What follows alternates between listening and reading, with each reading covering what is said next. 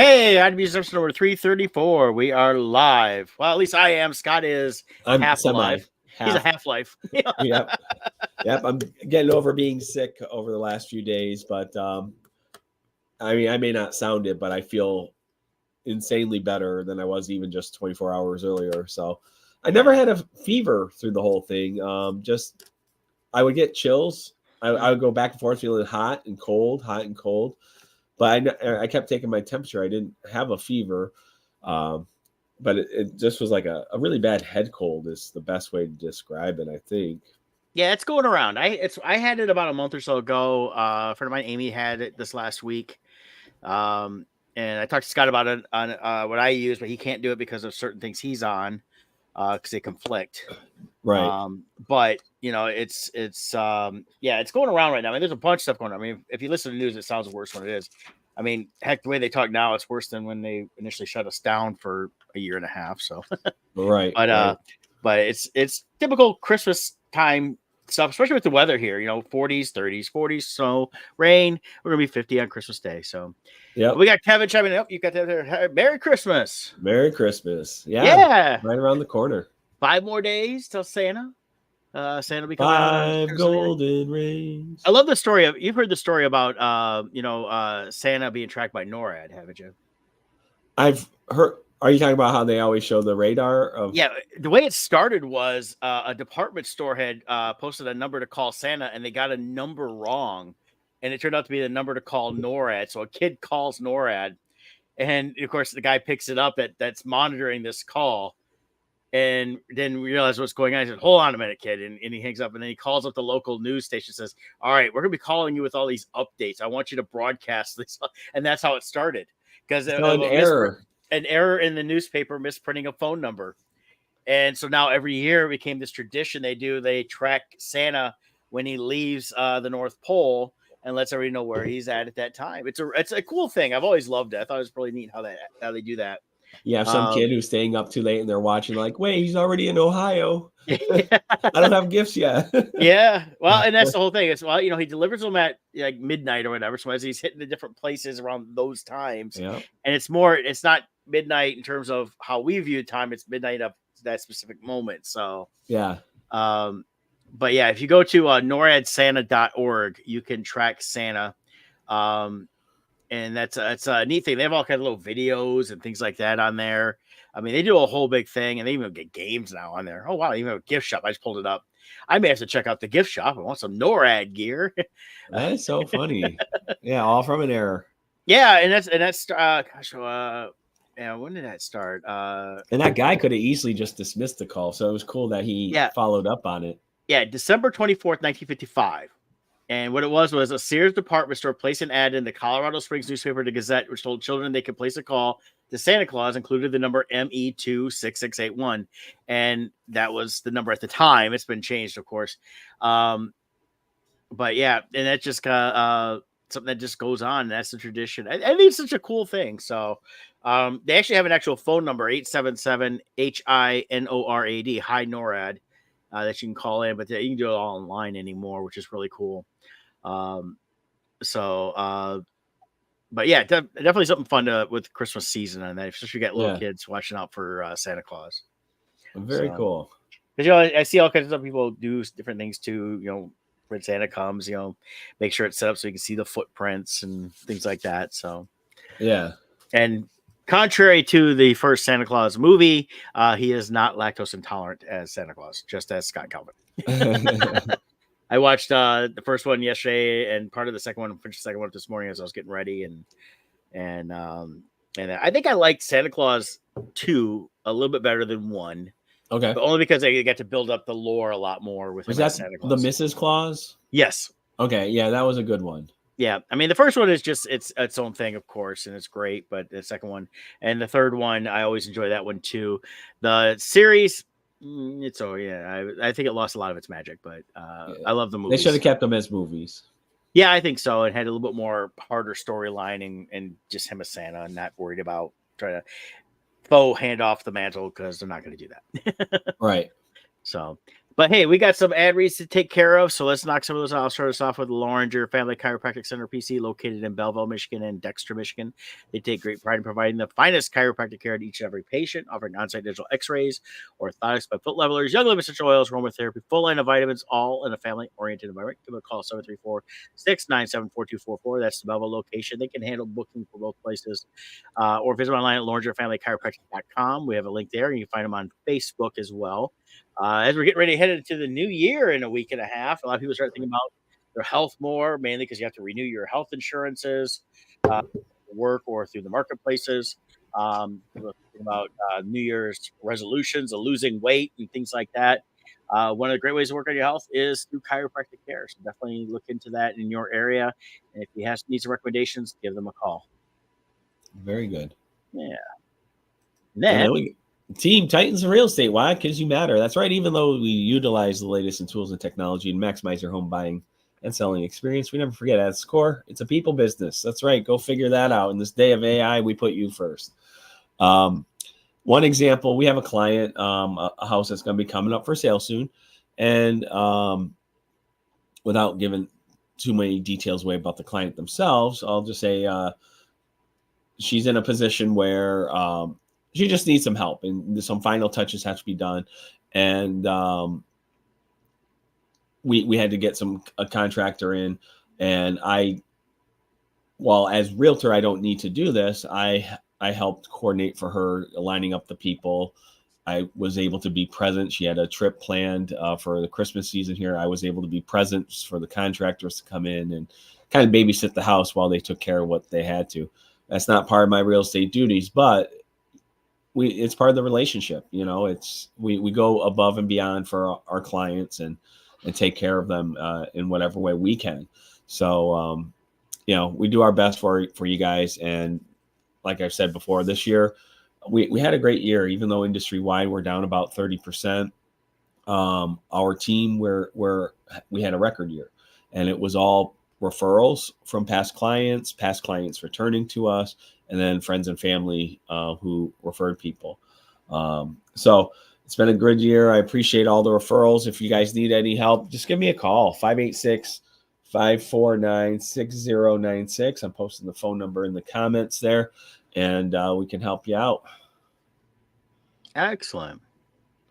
Well, I know you went and saw Wonka. I haven't seen that yet, so I don't want to get into talking about that too much. Yeah, so I talk about that real quick. Yeah, so prior to getting sick, I actually saw 2 movies. I think the other one was, I don't think I had a chance to talk about it. I got to see Godzilla -1. Yeah, you saw that after we did the show last week, so. Okay, yeah, so I didn't talk about it on the air, I don't think. Yeah, I haven't seen that one yet either, so. Okay. So I can talk a little bit about both. Wonka, I'll give a spoiler-free review. I really enjoyed it. I feel they did a really good job of creating this prequel to me, it feels like it's intended to be a prequel to the Gene Wilder movie. And the way it ends, I could see them doing a couple more movies to fill in the gap between this young Wonka and the older Wonka that we know later on. I have to say, I was shocked. I enjoyed Hugh Grant as an Oompa Loompa. I thought it was good. Hugh Grant a lot of times annoys me. I think as he's gotten older, though, I like him more, I think. Yeah. But he was great as an Oompa Loompa. He really was. Well, I find interesting on that real quick is he's been coming out lately. He hated doing it, but it's just, I think it's because he's a pompous ass at times. I like him as an actor, but he can definitely be a pompous ass. Am I streaming? Am I lagging now? Yeah, you're lagging. You're back. Your voice is back okay. now. So. Yeah, he can be that way. But he did great as an Oompa Loompa. Yeah, we live in this modern era of everything has to be perfect, or else, he's a normal sized guy stealing a little person's role, and vice versa. And then if you cast a little person, now it's a dwarf, and we can't have that. And who knows what? Well, I did hear some of that stuff here. And here's the thing, though: it's a fictional creature, right? Type thing. It's not a little person. It's a thing called an Oompa Loompa, right? So at this point in time, it's the original Gene Wilder film utilized little people. Right. You go to the Timothy Burton one, it utilizes just like this one person playing all the Oompa Loompas, which was Deep Roy, who is a little person, but they made him even smaller. So when you're Right. manipulating size, regardless, it doesn't matter. And you're looking for an actor at this point. You're not thinking of Yeah. a little person per se. And could little people have done it? Probably could have, but they wanted that particular Hugh Grant. One is Yeah. the name. Sorry, the name is a draw, Yeah. regardless. And two is his style of acting with that. Because I mean, every bit I've seen of the clips in that for commercials and previews and all that stuff, he's hilarious. Yeah. He did a great job. They expand a little bit on the Oompa Loompa culture. You learn a little bit more about where they come from. Not much. They just tease it a little bit. So I think they're leaving room for another movie, I think. Yeah, But I depending on how much enjoyed it. it pulls in. I know it was number one over the weekend. It pulled in almost 40 million. Yeah. And of course, now all the things are, why is this a hit versus and Marvel's is not? Well, you're Right. talking about an existing franchise that's failing versus a brand new franchise that could actually potentially have this. And it is done by Warner Brothers, who did the Gene Wilder one. So they do have the ability to tie those in. Yeah. Well, and you know, and then there's also the cost of making. The Marvels was 250 million or something to make. Yeah. I forget off the top of my head, but you know, it was a very expensive movie to make. So, and then you got to double it to throw in advertising and Yeah. you know, distribution and all that. Well, and Wonka worldwide has done 156 million. So Right. that's a good chunk. And it's expected to continue to do well over the holiday break. I will I say plan on seeing it. my biggest surprise to the Wonka movie is it's more of a musical. Like none of the trailers really touch on the music aspect. Yeah. It feels like the original Gene Wilder movie and the 1980s Annie movie merged and had a love child. And that's what this movie is. It's a love child between Annie and the other. Well, while they had songs in the original or the Gene Wilder one, This has more. This has more. This is more where they're actually using the songs to actually propel the story more. Yes. Okay. Yep. It's more like, it feels like you're watching a play. Okay, so they're doing it kind of in that respect. Where it's more like I always felt play. the Gene Wilder one, while he sings, he has some great songs. They were, I don't know, it never felt musical per se, like a musical theater. It was a little bit different. They could definitely make this into a Broadway play, I think. Okay, and it would work. So and that could be they've done that with the Gene Wilder one. They redid it as a play, and they have some of the songs, and they changed the stage play though, has the original with the squirrels instead of the hens that lay golden eggs. Yeah, and then they have the villains are great. They're the chocolatiers of the city are the villains. They do a phenomenal job. All the different actors in it. It's worth seeing. Go see it. If you like the Gene Wilder Wonka, I think you're going to like this. I'm not a big musical fan, but it works in this movie. And once I got over like, what, why are they singing and dancing like in the middle of nowhere? But once you get used to it, it's fine. It works. Yeah, I personally like musicals, so I'd be fine with that. Yeah, and I since it's been released, I've been seeing the newer trailers have more of some of the musical aspect. Right. But I like the fact that it was done by people that worked on like the Paddington movies, and those were really good movies. Done very well. The way it was shot, handled a children's story and made it feel very believable as story. It wasn't kidified. It was actually done as a very you treat it seriously. It came out that much better versus trying to dumb it down for kids. Yeah. So I definitely look forward to seeing that. I'm gonna go see it pretty soon. Next week is the first opportunity I'm gonna have, only because it's been busy with leading up to Christmas here. So yeah, but definitely looking forward to it because I like the original Gene Wilder. I'm not a fan of the Tim Burton one as much. I felt that they went and they try to keep it a little bit darker, but they also I felt just sometimes Johnny Depp, I think he takes his characterizations a little too far, and I just think the way he played Willy Wonka in that. So well, to be fair, Tim Burton made that movie, so Tim Burton himself likes to take characters far, and Johnny Depp is a great actor, and him and Burton, he's great at fulfilling Burton's vision. Yeah, for me, I don't feel there were aspects of that story that were more true to the books, but I like the Gene Wilder. For me, Yeah. the Gene Wilder one is the definitive Wonka. Yes, I felt so. So that's good. I'll look forward to see this. And Yeah, then you saw I think you're gonna love it. then you said you thought Godzilla. Yeah, yeah, that was really good. Here, let me just share a screen here. Oh, where is it? Godzilla. I had it up. Oh, here we go. I'll just throw this up on the screen. Yeah, so this is doing really great. It's being very well received by both critics and fans. It's the rare, both are scoring very high. What's amazing, there's a lot of lessons Hollywood needs to pay attention to in this. It cost them 15 million to make this, and it's phenomenal. And why is it phenomenal? Because it tells a good story. One of the big problems Hollywood has in doing their Godzilla movies and these other movies is they don't know how to treat the human characters in it, and they make it more about something they want to get across. This one, there's a great story behind the story. So yes, this is a Godzilla movie, but the power of the Godzilla movies, the real Godzilla movies, the Americanized ones, I don't like as much. And after watching this, I figured out why. I didn't know why until I saw this. Godzilla is this beast of nature. It's not good or evil. It's just this force of nature that comes forth and causes this devastation and whatever. But it's the power of humanity working together and figuring out how to overcome the problem to defeat this impossible obstacle. And that's what makes the story really good in this.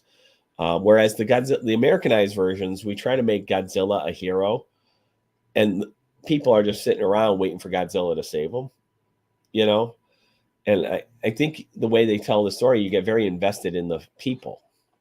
And it's in Japanese, which I'm glad they didn't dub it, because you got to read the subtitles, and I know some people don't like that, but you get used to it shortly, and I don't mind subtitles. You get used to reading it while looking at the action. But by not dubbing the voices, you get the real performances of the actors instead of the fake performance of some voiceover actor. So it's worth seeing. The special effects are spot on.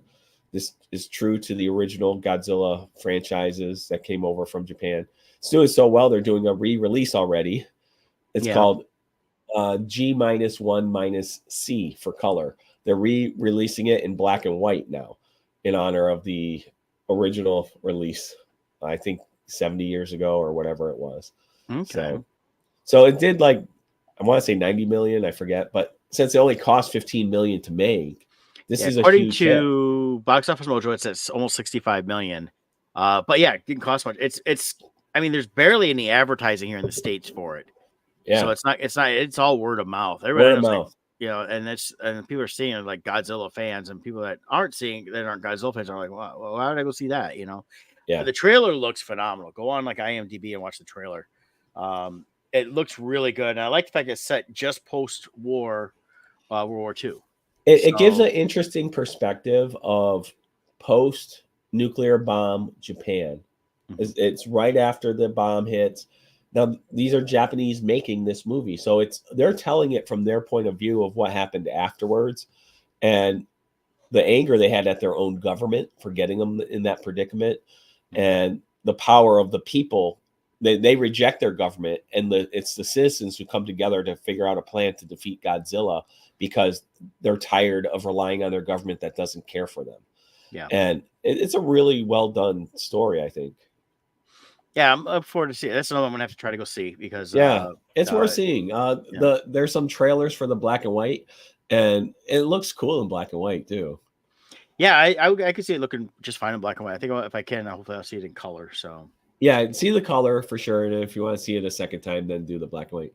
Yeah. I'm sure they'll probably release the black and white as some special edition or something when it comes out later on. Yeah, that's something for me. I would definitely pick up just because it looks really good. I mean, I like the the current iteration of they've been doing the American Godzilla, King Kong stuff. I've enjoyed those, but definitely when you see some of the original Japanese in the Japanese that aren't dubbed or even edited for the American audiences, they're much better in a lot of ways than they are for the dubbed versions. Yeah, like for me, I have to say, like I did enjoy the last Godzilla versus King Kong, Mhm. but the ending, it just started going over the top. And when I see the trailers for the upcoming one, it's too cartoony to me. Like King Kong now has a battle axe, and him and Godzilla are running together and jumping around fighting. And it's like, what is it? Just it's getting ridiculous now. Now they're buddies, and Well, and like that's kind of what they've done. You've taken, and part of that is it's two different studios that yeah, handle Kong and Godzilla, and mhm, it's just like what they did with Who Framed Roger Rabbit. Bugs Bunny and Mickey Mouse had to have equal screen time. That's why they had them falling through the sky at the same time. right. Yeah, it's just I'm not excited for the next Kong and Godzilla. I just feel like they're taking it too far. And they This usually do. They usually do. this this movie brought it back to the basics, and to me really highlights what a good kaiju movie is. Yeah. It's it's this monstrosity has risen up, and we as humans have to put aside our differences and work together to overcome. That's my thought. Yeah. Well, this past week I've been kind of watching some of my normal Christmas stuff, but I didn't realize I saw someone post Reacher season 2 dropped. Yeah, I want to see this. I heard the opening is really good. I watched the first 3 episodes. They dropped 3 episodes right away. So I ended up watching them starting a few days ago. So I've gotten through those. They're about 45 minutes each, and really good. I mean, I like the show a lot. He's still kind of stiff, like in the first season. I always feel he's a little too stiff, but yeah, I guess he's more true to the character of the book. But really good. I like the story they're dealing with. They basically incorporate the time difference from the first season to the second. It's like almost 2.5 years. Yeah. So he's basically just been, wandering the world, kind of like Kane in Kung Fu. Yeah. But definitely done very well. Another solid show on Prime. Really, really liking that. So the rumor mill has been going big this last week about him possibly being the next Batman. I don't know if there's any truth to it or not, but I'll tell you what, I would love him as Batman. Yeah, I think he could do a good job. He He's a was good great in actor. Titans. He played Hawk Mhm. when Hawk and Dove was in the Titan series. Yes. He was Hawk, and he was great as a superhero, and he can play that and he'd be a perfect Batman. He Yeah. really would. Yeah, I think so. It'd be. I think it'd be good. I mean, right now though, I'm not excited about anything superhero wise. Oh, me neither. So I mean, it's not fatigue. Yeah, It's just that they haven't been, doing that. So yeah, I'm worried about I don't know. Like they brought in James Gunn for DC, but really how much Warner Brothers has a history of mingling and getting their hands into the well, pot. and that's the problem is they say, hey, you guys could do this. Like I said, if James Gunn can be in charge of it with the other guy and they actually can do something about it, then great, make some good stories. But if it's going to be, okay, we're going to do this, and as Kevin Lean used to call him, Johnny Hairdo Yeah. shows up from their perch and says, no, we got to have like a giant, sloth in this thing that's terrorizing Superman and Yeah. Bugger and Batman, something like that, Yeah. The But giant robot sloth yeah, from Mars. yeah. But I mean, so we'll see what they end up doing. Because I mean, some stuff they're saying now, I'm still not excited about for DC. Of course, Aquaman's coming out this weekend. They're making a big deal about it being in IMAX, and it's gonna fail miserably. I'm pretty Nobody sure. cares about the Yeah. Aquaman movie. The only thing I think even the only ones I know Momoa. that want to see it are some women that think he's hot, and that's about it. And even them, they're getting tired of it. But of course, when it comes to Marvel, we have this: Jonathan Majors convicted in his trial, and he's getting. Sounds like he could get 2 years. And Yeah. right away, Marvel dropped him. And first thing I thought of was Marvel dropped him right away because they knew they were going to do that not because he got convicted, but because the entire Kang storyline has been failing. Yeah. So it'll be interesting to see what they do. will they now the King itself, when it was introduced, people were excited for it. But Marvel mishandled the storyline. Well, and that's the And whole thing, yeah. yeah, they completely mishandle it. So the question, I guess, becomes: are they going to do a pivot? And because with the multiverse, they've already shown the same character can have different faces from Yeah. different universes. So you could easily cast him somebody else and make him a different universe Kang. That's easy enough to do. So you could do it. So Well, will they keep with the Kang storyline, or will they I think abort it? with the way they ended Loki, they set themselves up to be able to just wipe it out. That's what I think. And I also was kind of watching this. It's like, this is what irritated me about DC was they went and sent their lawyers to protect Ezra Miller and all his garbage he did. Which he was Marvel, actually convicted of multiple times. yeah. Marvel had basically threw Jonathan Majors to the wolves, and so in which I mean he deserved to have his trial because obviously he did something. He got convicted on 2 of the 4 charges, so Correct. something happened there. But he had no protection, which all boils down to one thing, and it's money. And that's what disappointed me about the whole Marvel or the DC thing was it was all about money and saving their franchise. When realistically they should have said, "Hey, if this person did this, we've got to step away from it." Well, I And think the other problem is the crimes of Ezra Miller are the same uncut crimes of the people heading up the studios. So they're fine with what Ezra Miller did, I think. yeah, I think they're into a lot of the things Ezra Miller's in. possibly. So that's my personal thought. Jonathan Majors, I think Marvel handled it right in that they waited till he was prosecuted, I should say. Yeah. He was found guilty, and that Boy, they had that release ready because it was like guilty. yeah. It wasn't even 15 minutes. It was up all over everywhere. So well, when you're that big, you should have a release for each way, no matter what the yeah, outcome is, so you can comment on it. So I think they handled it right. I mean, people do deserve their day in court. I'm tired of the media deciding people's guilt and innocence before it even goes to trial. So I'm glad he got his day in court. He was found guilty. He needs to serve his time. yeah. You I mean, know? it is how our system is supposed to work. You have your time in court. You need to prove yourself innocent or guilty. And I do hope, though, for Marvel, use the end of Loki, like you said, as a reset. Yeah. You could just, and maybe, and you alluded to this last week, this could be why there's so much rewriting going on with the new Captain America is that they are completely changing direction. And so they're doing all these rewrites because they're dropping, I hope they're dropping all the old stuff. Just start fresh. Loki is a reset. You're moving on with the new storyline. The new Captain America because that's a great way to go.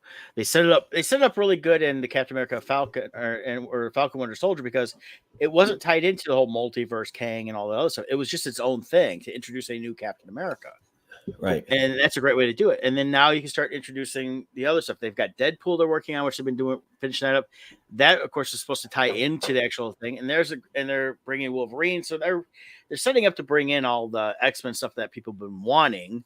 I just hope they actually learn to do it right. Of course, the newest stuff I'm reading coming on Marvel Comics, I think it is I don't know if it's going to be movies or just comics. I saw something I didn't want to read it too much, but it's again is everything is female driven. It's like, wait a minute. They act like everything was always male driven. If you really go back and read X-Men, there was a lot of good female characters. The movies had a mix of female, but to say it's got to be just female, like men have never, it's only been men leading. I'm like, wait a minute.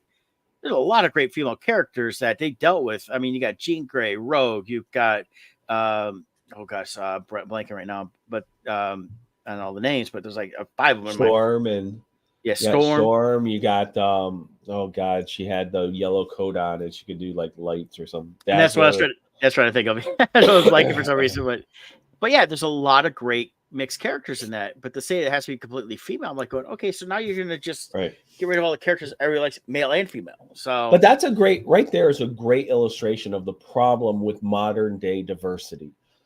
The X-Men had a super diverse cast of characters when it originally, and it was all across the board, and everybody was well written. The characters were strong in their own right, but they were created that way in of themselves. They weren't created to be an agenda piece Yeah. just to Yeah. fill in a slot. And it is MCU. I found the article from Screen Geek, and it's saying it's going to be X-Men reboot, female focused. Of You know, course, and every female. time they Everything say, is and female every time they focused. say, do those words, female focused or this focused or that focused, whatever it is, Right. it never works. And the reason is they try to dumb down everybody else. Right. And if you're, and again, just like we were saying, Marvel or the X-Men has such a great cast that was always a diverse cast between male and female that worked fantastically because the females weren't relegated to background work. They were in the forefront. Well, and here's the other problem. It's a lack of acknowledgement by those who create these things of the difference between men and women. What is entertaining? And of course, there are exceptions to every rule. We shouldn't even have to say that. Yes, you will find somebody who likes something this way or something that way. Yes. But the vast majority of women like entertainment in a different way than men do. You can hate it all you want, but the fact is, if you want it to be a successful female movie, you need some kind of love triangle. The Hallmark movies. Every movie is the exact same movie. I've been watching tons of Hallmark movies. Oh my god, my mom's been poor streaming bastard. it. I know but every movie literally is the same movie. Yeah. But the women love it. They eat it up. Men, they want action, blow up. And if you look at just the basics, it's even listening to people growing up with movies. They go, I love Steven Seagal movies. They're all the same. Right. They love that repetition. Women like Hallmark movies. They're all the same. There is a lot of that repetition, but to have a really good, successful film series and franchise, you have to intermix those two things a proper way without saying, well, this is only. I mean, it's just like when they did the Catwoman with Halle Berry. People were like, well, why'd you go see it? You love superhero stuff. I'm like, because it looks like a garbage film, right? And that's the whole thing. And it had nothing to do with that. It was a female led. It's the way they went about it. Well, I always use the female Ghostbusters. I use that as the example too. It's like you can't come in and say, well, men have been making women be stupid for years of film. You obviously don't watch enough movies. Go back to the 30s and 40s. Women were very strong, outspoken, and they were not relegated to just the background. They were a lot more stronger in films for years. And it's only been in the last, since PC culture came in saying that, well, women have always been the secondary class. So now we have to make women films be the primary stronger and the men weaker. It's like, but how I spend my entertainment dollars is my free will. Yeah. And so what they do is they take these movies made for male audiences, and men do like strong female characters. Sigourney Weaver in Alien, Princess Leia in Star Wars, and Carrie Fisher, and there's tons of them all over the place. We love them. They're great, but they're written in a format that men will like to see. What they do is they come in and they say, well, we're going to hijack these movies made for men and we're going to make them for women. And then you look at the numbers like Marvel's. Okay, where are all the women? The demographics going to see it. It's still majority male. The women aren't showing up. It's just like Bill Burr says. I think it was Bill Burr about the WNBA. Where are the women? They hijack male entertainment, make it feminine, and then wonder why men don't like it, but women don't like it because women don't want male entertainment. They want entertainment structured how they like. Yes. Like my granddaughters. Right away, they gravitate towards little baby dolls. It's a natural instinct. They want to pick them up. Boys, you give them a stick, they turn it into a weapon, a gun, a sword, and they start hitting each other. Natural instinct. We have different desires for what entertains us.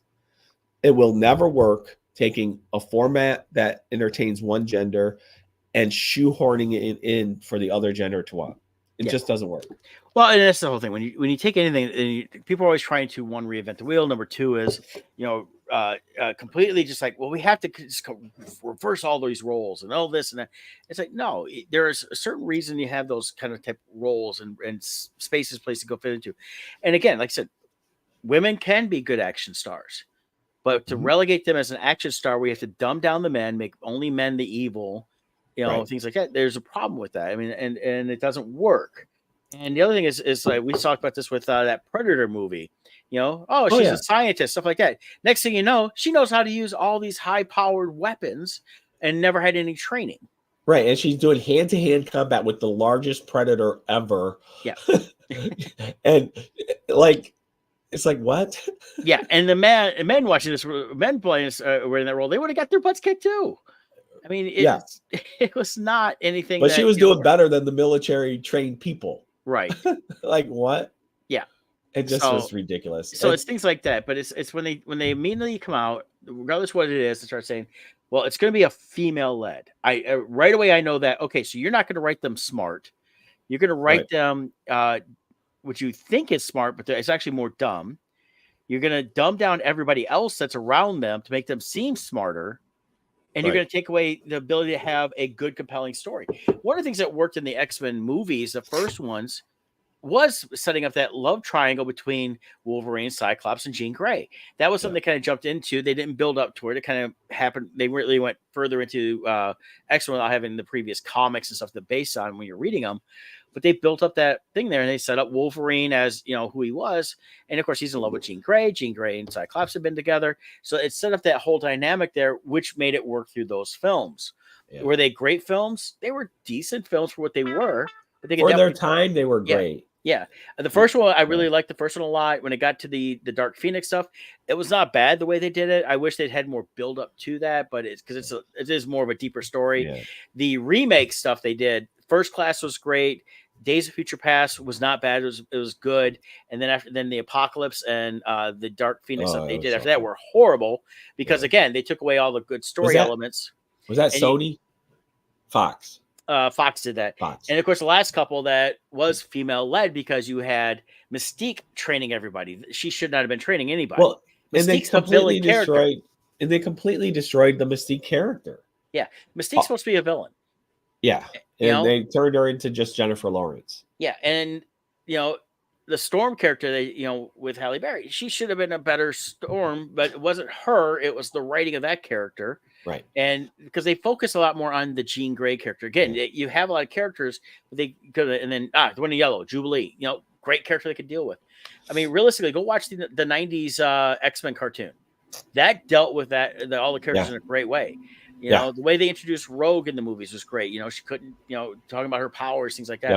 Yep. Eventually they were supposed to bring in Gambit, again, but the way they were building towards things, they never really get there. Well, the big problem there was the studio, Fox. Mm-hmm. Fox had gold. They could have been the MCU before the MCU. Yes.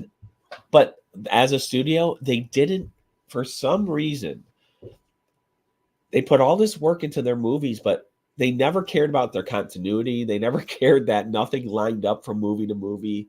Yeah. It was a jumbled mess, the way they would handle everything. And had they just, like Jon Favreau, if they brought him in for this from the beginning, that would have been insane. Yeah, the problem is they relied too much on the Wolverine character. Wolverine is the most popular X-Men, period. You're not going to get away from it. That's why they did X-Men Origins with Wolverine. That, of course, I think was supposed to be a start of creating these single movies that introduce these characters, but then they realized that, well, we never really got anybody to care about anybody other than Wolverine. Right. And that's where they screwed up on that. But we've had some great Wolverine stories already. And that's really what most of this X-Men was the Wolverine story between X-Men, X-Men 2, and Last Stand. Thing was, First Class, they got away from him for one reason. That was only because, they were like, well, we don't want to do that. And they had him in one scene, but they still had to have him do that little cameo. Right. And then you get into the Wolverine, and then you get into Logan. So, I mean, we've had the full arc of the Wolverine character. Now they need to go back and, kind of where they were at with First Class, but they need to reinvent it for modern. They can't go back and redo that 60s again. But they need better writing. If they say it's only just female led, they're going to get rid of half their audience right away, because they're like, well, I want to see Cyclops. I want to see Colossus. I mean, Colossus is one people love seeing more. And we see him in the Deadpool and everybody loves it, and tying in. They finally did Colossus right. Yeah. And then same thing with, some of the villains. They need to deal more in those villain side too, and not just Magneto. But it's always going to be the main two. We're always, Xavier and Magneto are the two heads. Build from there. Also, when they say female led, what they really mean is male excluded. Look at right now. Look at like the way everything's going. We got the Echo TV series coming out, I guess. Female. That's to replace Daredevil in a way. You got Actually, Hawkeye. well, then you have the female Hawkeye too. Well, that's The Echo. girl. Yeah, but Yeah, Echo is from Hawkeye, so it's you're well, right. that's right. Yeah, her being deaf is kind of a Yeah, I feel like she's the female version of Daredevil now. You got the female version of Hawkeye. You got like they showed in, I guess, in the Marvels, their cutscene, like all the new Avengers, every single one of them's female. So the whole point of female character, people like underdog stories. Yeah. So when you have a female character involved, you really get that underdog element in there. But when every single character is female all the time, you don't. There's no more underdog feel. And that's the whole thing. It's like well, this here. This is just, of course, just an article. It's not actual artwork from the movie or anything like that. But it's this article here talking about here's Storm. Of course, going to make them all a lot tougher, which is fine because the X-Men females are very tough. All good characters in there. They don't, but if it's all you get, you take away from having a really good dynamic story to where you have all these women that are supposed to come together, but it shouldn't be. And the story is going to be the bad guy. Yeah, the male that they want to put is Mr. Sinister. Right. So it'd be a male. So we can have a male if we can vilify him. Yeah. But it's just always the same.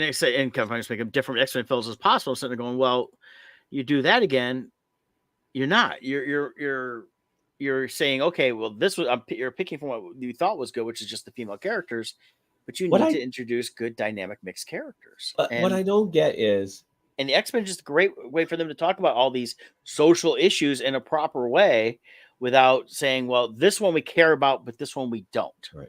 But here's the problem. It's, it comes back to the writers.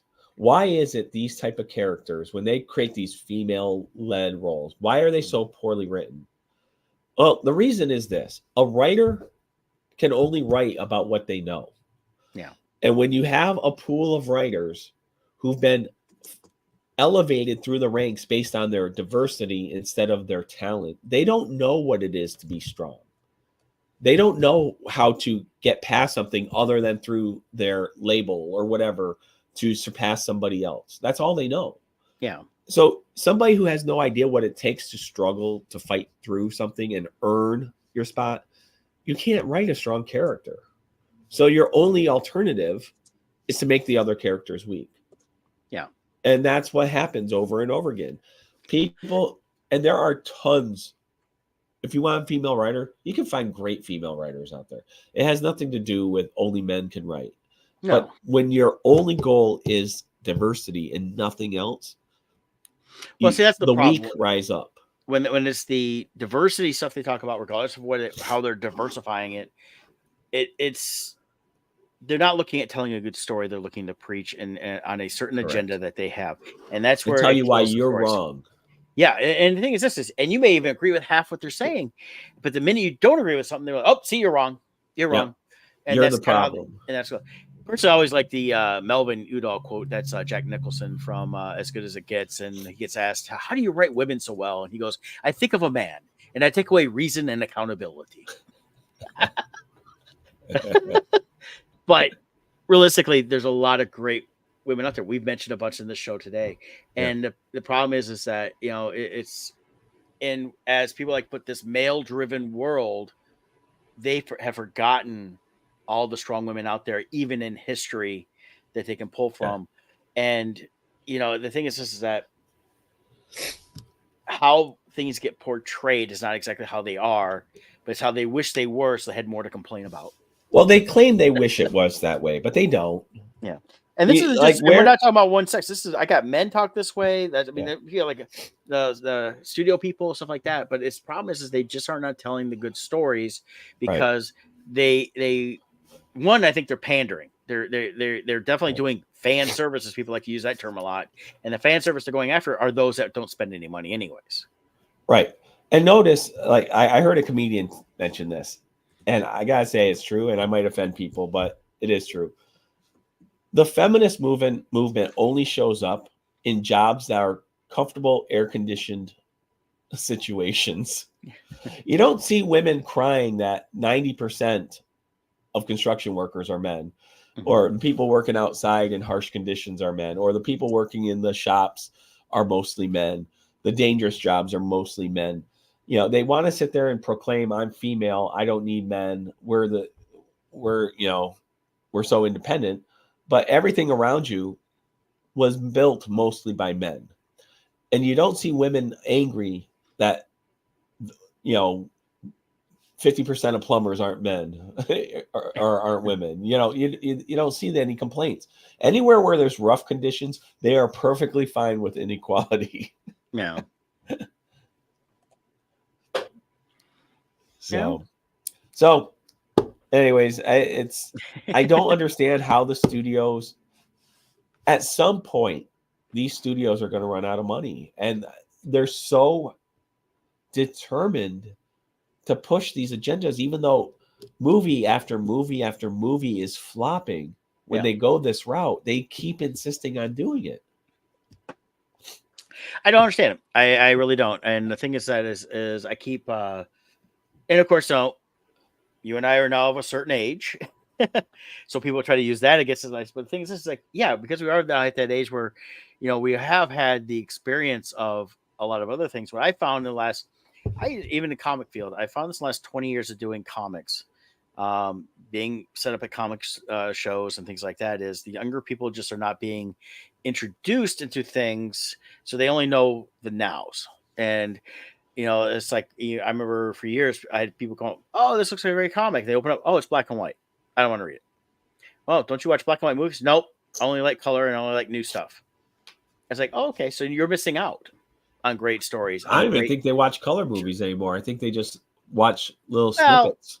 they watch the TikToks and things like that, and Right. they do watch movies, but the thing is, like, a majority of their life is very narrow focused, and the problem is they're not wanting to broaden their horizons, as we were told, when we were younger. You Right. got to broaden your horizons, and the thing is, this is, you need to learn to read other things and read different stories, stuff like that. And then part of it, and watch, I tell people, watch movies. You need to go back and watch a lot of these great classics. I got some on my Facebook.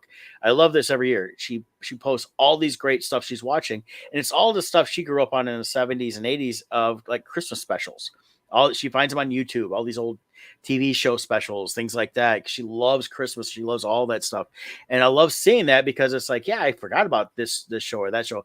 I mean, she's someone that still watches It Is Enough, and that's a show that has not, as far as I know, has not been in syndication for years, but you can find them here and there. And YouTube and that stuff helps with things like that. But a lot of these younger people just don't watch any of this stuff. And again, it's not even No. because they're just doing the TikToks or reels and things like that. Hell, I think anymore, most of them that are doing that consistently is only because they're posting their stuff and they want to see, everyone wants to say, "Hey, here's my naughty bits. I just turned 18 and I'm going to try to make $1 billion." Or like the Yeah. one I saw popped up, he was going off some guy in line at Disney and calling him a loser and talking about how he's some millionaire and he plays at UCF, and it comes out he doesn't even play at UCF, Florida for football, and lied and everything else, but he's just an asshole.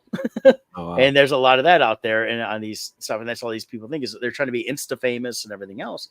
And but when it comes to all these stories and stuff like that, it's like, if y'all really want to understand stuff out there, you need to go and read more, experience culture and things like that. And I think that's where, their minds are so focused on, well, this person I follow, who I have decided that's, they know right, they say this, so I have to agree with that 100%, is where they're wrong. Yeah. And then they don't even support the things they say they want to see on these things. They No. don't show up in the numbers. Well, no, and that's why our, since everything's open back up and now we're getting into a couple years of being fully open again, and people are still not going to the movies in droves like they used to. Yeah. And part of it is it's the same old, same old. It's a lot of crap, and and people are saying, well, nobody's going to go see that for whatever reason. It's like, no, let me see, because it sucks. And for me, it's like I keep going back to classics. I keep going back to my classics, 80s, 70s, 90s, things like that. I follow a lot of different sites that are putting out Blu-rays and that stuff, of stuff that you can't really find anymore, because in a lot of ways, my physical media has become an archivist of these great stuff that's disappearing. So, Yeah. but yeah, so we've got something coming up here that people should be want to get into culture going up. We're launching that in the near future here. Oh, shoot. Hold on. Yeah. I'm trying to, Eric. I'm getting the link.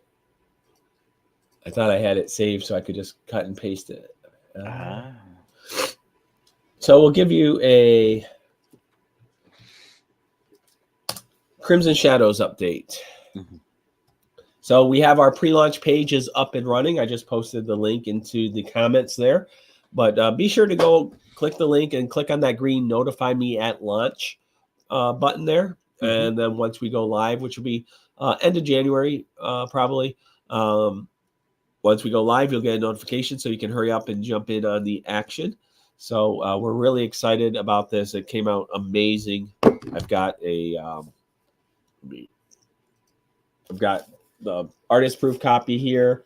It's almost 200 pages worth of content here. It's really amazing. The quality is great, and we're gonna have a couple initial cover options that'll only be available initially once the Kickstarter starts, and then we'll have limited numbers on those. I'm finishing up mine right now, so yeah, we have 4 different covers for the paperbacks and 1 cover for the hardcover, so 5 total covers in all. Mm-hmm. But it looks really good, and I'm really proud of how this came out. It's a lot of work. We've poured ourselves into this, and like where it went. Yeah, so I think it's gonna be great. And I said I'm finishing up my cover, so once I get that done, I'll send it off to. I'm actually just doing the pencils, and then Kevin's gonna do my inks and colors on that, and we'll be launching that image as soon as we have that available. It'll definitely ready in the next couple of weeks, so that way we can have that in the preview page. But a lot of cool stuff. 198 pages. I mean, that right there is way more story than you get with the mainstream comics.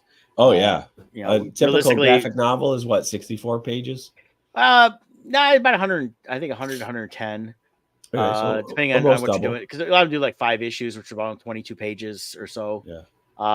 A lot of stuff like anymore, I've seen a lot more, especially in the independents, are going to more like 60 to 80 page trades instead of doing individual issues. That way they can kind of come out with here's your story, here's this arc, boom, then the next one is another 60 to 80 page arc. And that, but this collects we're going on almost 4 years of Bardstone. Yeah. And so this is besides the stuff we did with the Poe, this is collecting what we did with Crimson Shadows and a lot of, because we've all 3 worked on this. Yeah, so this has issues 1 through 4 of Crimson Shadows, plus an additional 28 pages of story. So that's a whole nother comic book worth of story.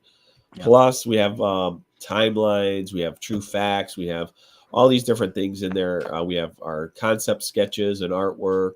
Cover art gallery. It's essentially 9 comics that you would normally get in a trade.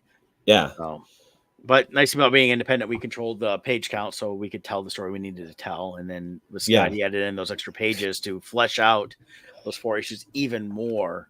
Yeah. And add some great content to the trade that's still, if you have the individual issues, still gives them a unique presence. And we still have some of those available. They'll be available for a while, but everything will be available through here.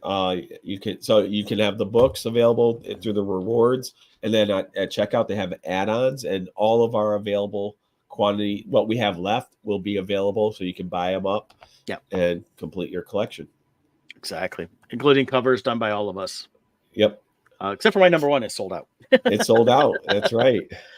So very cool. Very cool. So I'm looking forward to everybody being able to get their hands on that. I haven't even seen the physical copy yet, so I'm looking forward to seeing that down the road here and all that stuff. And we're talking. We'll probably launch some stuff with initial either numbers or time frame of the backers. We'll get some bonus stuff that people won't get later on, but we'll have some great stretch goals. Yeah, for sure. So, all right, cool. Well, hey, I think we covered a lot of fun stuff today. I think so. I'm trying to think of anything else, but I don't think so. But we'll be back next week for our end of the year kind of whatever we said to recap. Hey, years suck. Let's talk about something else. I don't know. a lot of different stuff going on as we get ready to hit to a big year, 2024. I think next year is going to be a very interesting year all the way around in a lot of different aspects. We'll kind of maybe talk a little about that too. Until then, Scott, have a Merry Christmas for you and your family. Yeah, Merry Christmas, everyone. And and then we'll see you all next week. All right, take care.